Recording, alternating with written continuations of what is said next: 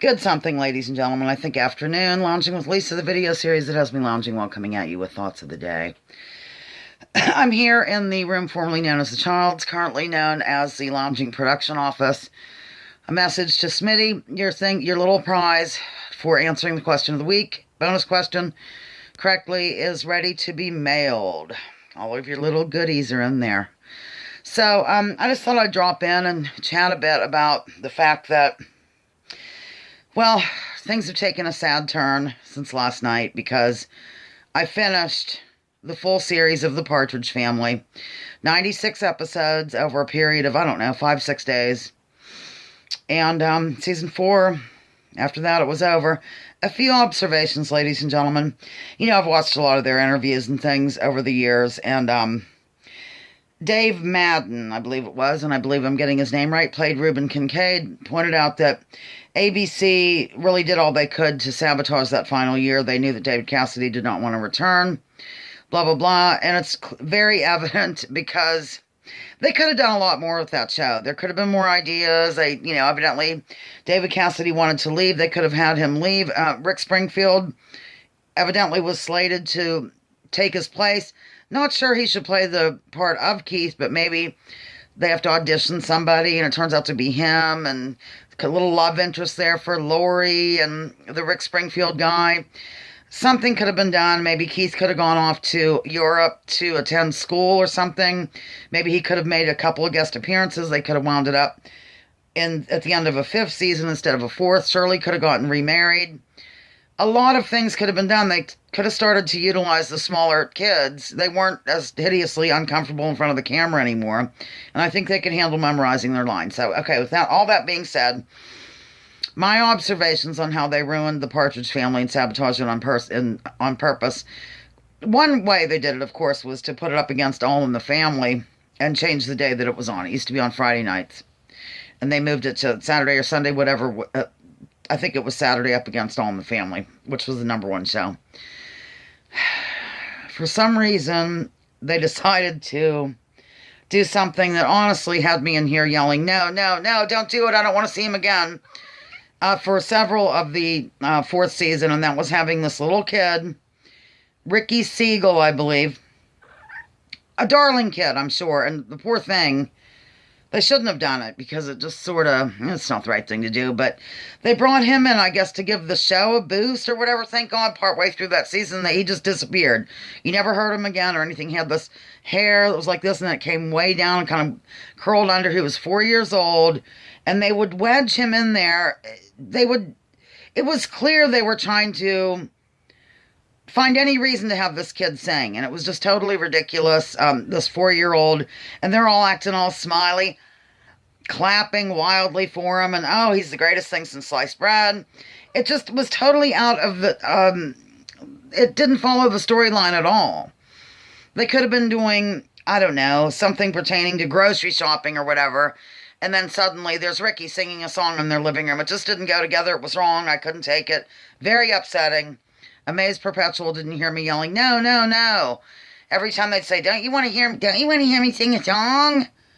No, no, don't do it. Stop. So, yeah, that was a big disappointment. And thank goodness it ended. In fact, there was one episode where the bus was traveling down the road. It was right at the very end. And I have a little person here. Well, that's Bernadette, and she's all over me like a cheap suit. The bus was traveling down the road, as buses are known to do, ladies and gentlemen, and I thought, oh my God, we're good. We didn't see this little kid on this episode. Wrong. He's in the front seat, bursting into song singing. It's like, that could be a sitcom in itself, like trying to avoid Ricky. You know, where is he? Pops up all the place. Don't you want to hear me sing? It's time to hear Ricky sing, says Reuben. Oh my God. Thank goodness they came to their senses on that. So all in all, I think the Partridge Family was really fun. I know it's goofy. I know it's kind of could be corny at times or what have you. But honestly, it did have a little bit of a moral lesson in each show.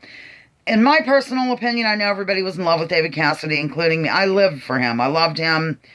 I had his poster on my wall. My brother ripped it right around the lips that I would kiss every night, of course, before going to bed. And I was highly upset about it, ladies and gentlemen. Mind you, I was 10. I think that Danny Bonaducci made that show. I do. Danny Bonaducci played Danny Partridge. I don't think it would have gone very far without him. My phone's ringing. Hold on, please. I had to throw Bernadette off me and fly to the living room only to see some weird phone solicitor from some bizarre town in PA. Everything's bizarre. So, yeah, Danny Bonaducci, I felt, really made that show what it was, and I think he was a terrific actor. What I like about him to this very moment is he is extremely honest and upfront, and there's just something about him that you'd want to have coffee or have him into the lounge to play a game or something. I just live for Danny Bonaducci. I think I'm done. That's it. I do recommend for anybody who lives for the 70s to go ahead and pick up that set. I can show it to you. It's right in here. Partridge Family. 96 episodes. There it is. Right here. It's a good price on eBay. I got that whole thing for $17. Tax, title, and license. So, there's that. And there was one more thing I was going to say. Hang on. I remembered, believe it or not, right now. I think why I'm attracted to some of the 70s shows like Soap and the Partridge Family and this and that and the other is Mother.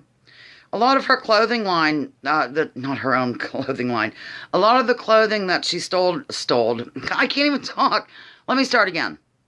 Another reason why I think I'm drawn to these 70s shows is, well, it's sort of nice reminiscing. My mother used to have a dress shop in Conneaut Lake called the Jacqueline Shop with the S-H-O-P-P-E spelling. Is there another E or just one? Anyhow, she carried a lot of these clothes that they were wearing, as my point. Shirley Partridge had a plaid pink, mainly pink jacket. Mother carried it. I think Mother has the jacket. So it's just neat to see some of these fashions. Hang Ten was a big one.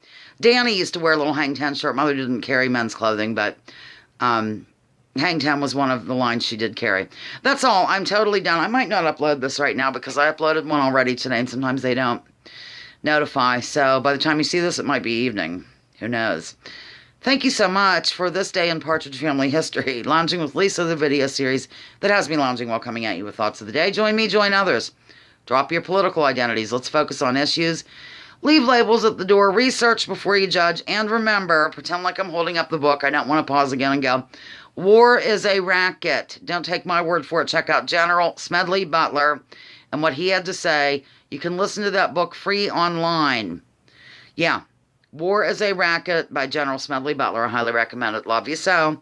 Wow, I went almost 8 minutes. That's really weird for me. Bye. If you're new, don't panic. I usually don't go over 5 minutes. Bye.